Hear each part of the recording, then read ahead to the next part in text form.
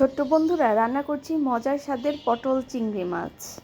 তো এই জন্য হচ্ছে আমি একটা পাত্রে তেল দিয়ে বেশ খানিকটা পেঁয়াজ, মরিচ এবং চিংড়ি মাছ দিয়ে ভাজতে শুরু করলাম।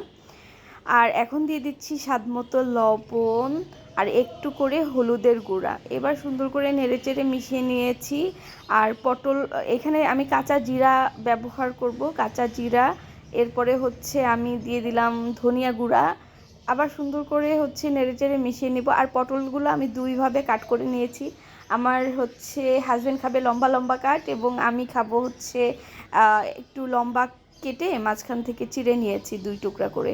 তো এইভাবে করে হচ্ছে দিলাম। সো এরকম যেহেতু সেদ্ধ করার একটা বিষয় আছে, তাই আমি আগে লম্বা কাট করা পটলগুলোকে দিয়ে দিলাম এবং সুন্দর করে একটু নেড়ে চেড়ে নরম মিশিয়ে নিব। আর হচ্ছে একটু নরম হয়ে গেলে শেষ পর্যায়ে আমি হচ্ছে দিয়ে দেব হচ্ছে ওই যে গোল করে কাট করা বা লম্বা করে চিড়ে কাট করা আমার জন্য যে পটল সেইটা।